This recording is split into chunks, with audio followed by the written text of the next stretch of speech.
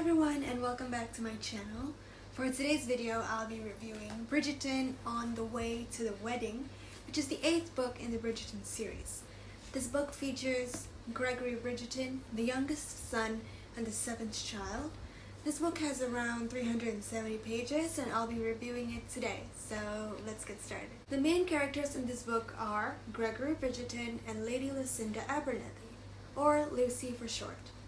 Gregory is the 7th child of the Bridgerton clan, while Lucy is the daughter of an earl. But after her father died, her Uncle Robert, took her and her brother in. Her brother, being the older child and the only male child in the family, is now the Earl of Fensworth. Gregory considered himself as a very disorganized person, and he knew he would have driven Lucy mad. Lucy is a very organized person, as she even commented on the arrangements of sandwiches at a ball, which is where they met. We also have Hermione Watson, who is Lucy's best friend as they met at school. We also have Lord Hasselby, who is engaged to Lucy. They were betrothed quite a long time ago, but they were only waiting for Lucy to grow up to be at a suitable age to get married. Anthony Bridgerton, Kate Bridgerton, and Violet Bridgerton, who is the matriarch and, Lady Bridgerton, they all appear in this book too, alongside Hyacinth St. Clair.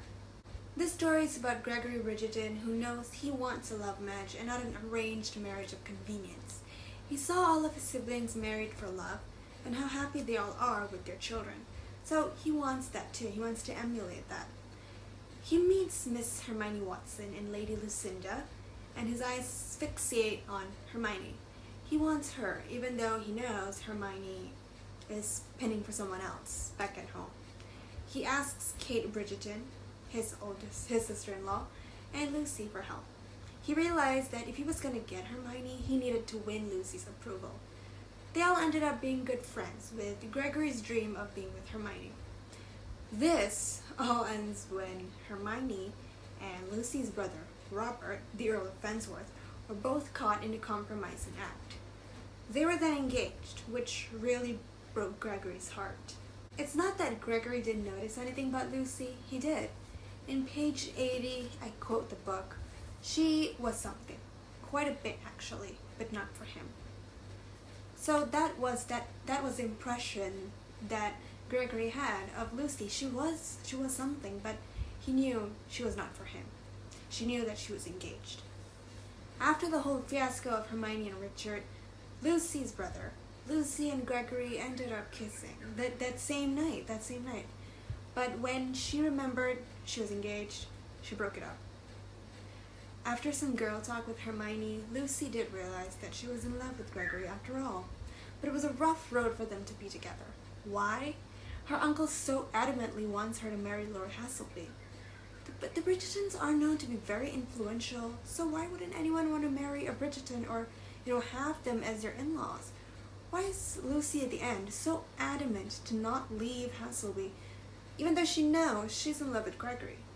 There's treason, thriller, and even guns, all in this book.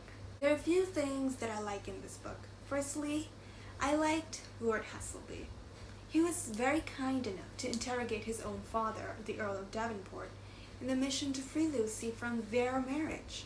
He was also very kind and generous to have drawn up the papers for him and Lucy's marriage annulments. He didn't get mad or upset that Gregory was sort of stealing Lucy from him. He was a goofy person too, all the more reasons to like him. I also liked the ending of this book. It was a thriller. There were guns, there were kidnapping, and even bloodshed. In the aristocracy, it's not an everyday scene. I like that the author, Julia Quinn, added in some modern-day thriller, as, it wouldn't have been interesting without it. At least one of the books needed to have it, and she gave it. I hated Lord Devonport, who said the last thing he wanted a woman who thinks too much. This really portrays how young girls were molded to be the perfect wife. They were molded by their family, their older siblings, their relatives, to be that perfect bride who does all the work, tends the house, makes babies, doesn't talk, and doesn't complain. Which is why, if there's any radical one, they would be ousted from society. I also dislike the way Uncle Robert treated Lucy when she wanted to break off the wedding with Hesselby. I'm not going to tell you how. You're going to have to read it. But I'm going to tell you it's bad. It was really bad. I would rate this book a 10 out of 10. The beginning, middle, the end, it was all perfect. It was not draggy, it was not boring. Well, for me especially, the ending was amazing. It was all in all a page turner. It'll actually be really interesting to see how Gregory's story pans out on Netflix, especially with Hyacinth getting angry and being too interrogative. I would love to see that. There's not much of PG-18 here, but all around, it's a very recommended book. It's really, really perfect.